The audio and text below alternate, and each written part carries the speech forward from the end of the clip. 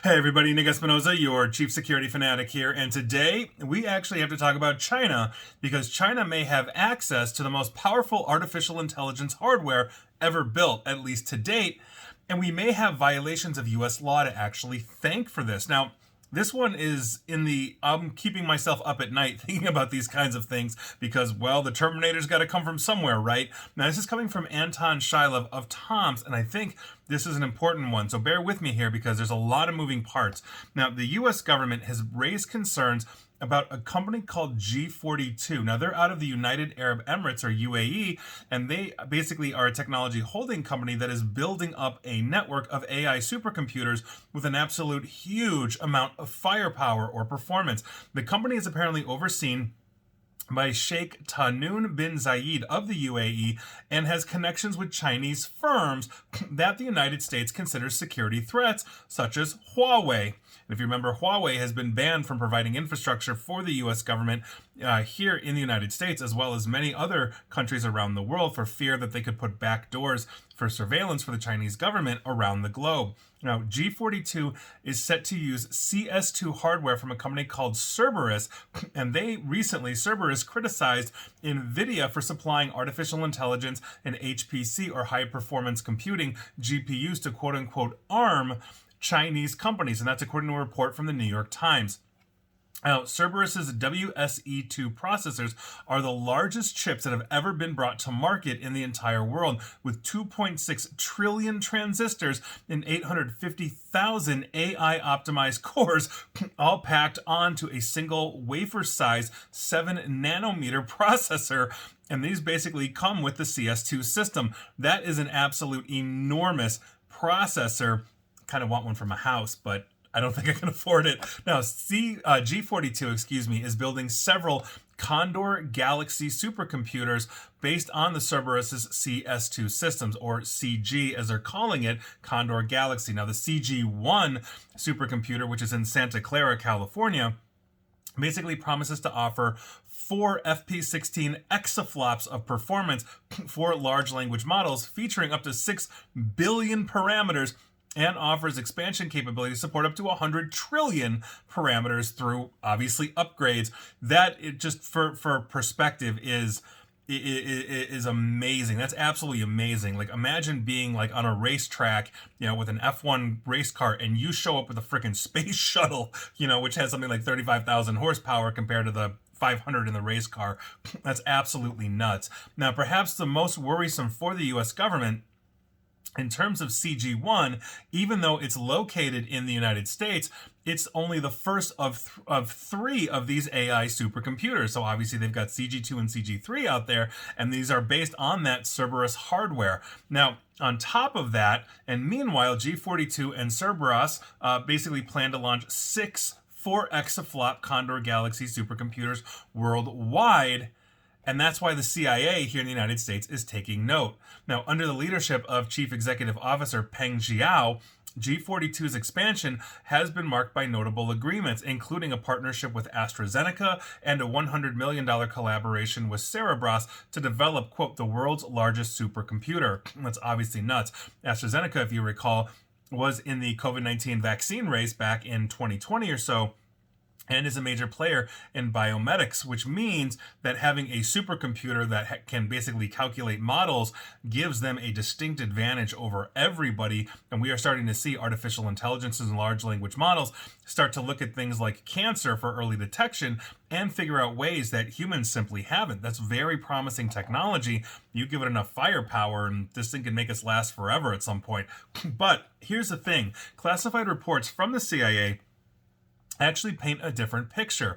They suggest that G42's involvement with Chinese companies, specifically Huawei, raises national security concerns. The CIA believes that G42 is at risk of acting as a channel for sensitive American technologies and genetic data. That's obviously a huge thing. If you recall, 23andMe was recently a huge stake, and it was recently purchased in the last few years by GlaxoSmithKline.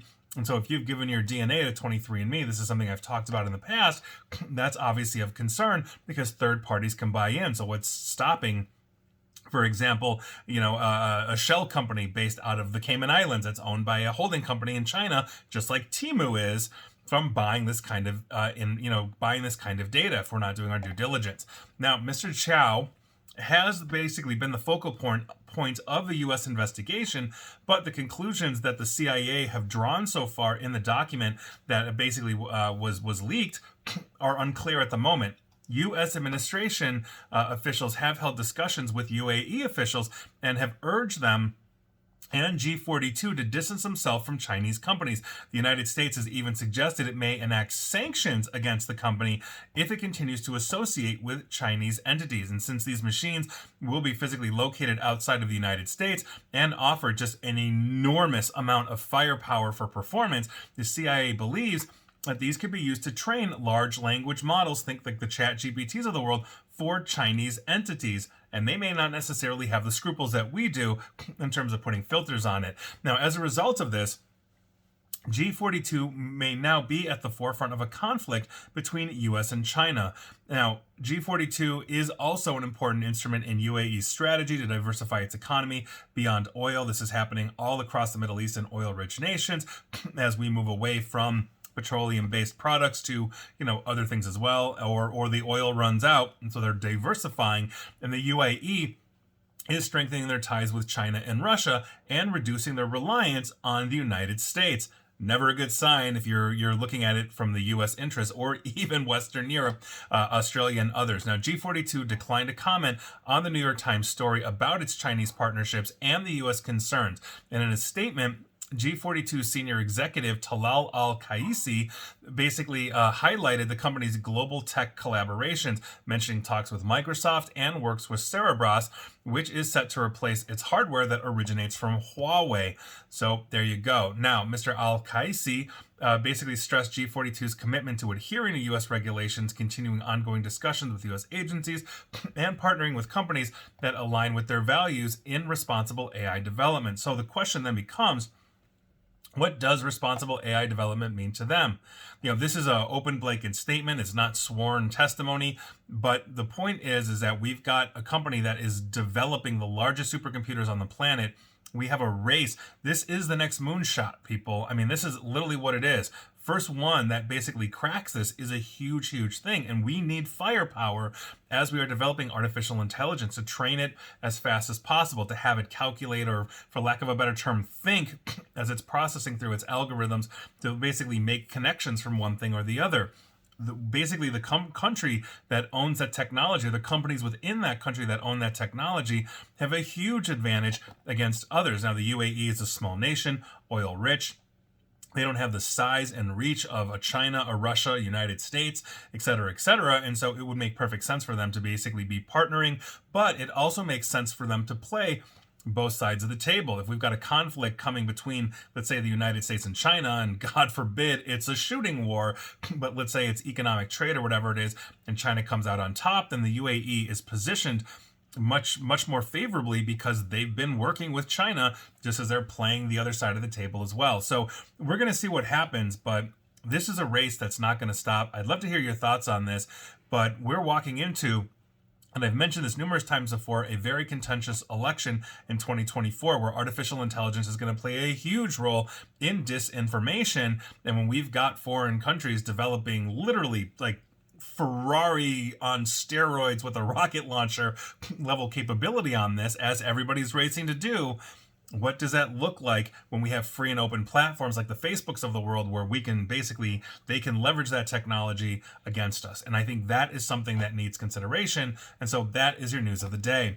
And please like, share, follow me here on Facebook and Twitter at NickAESP. And please feel free to subscribe to me at YouTube as well. And as always, stay safe, stay online, and please attempt to stay private. Thanks, everybody.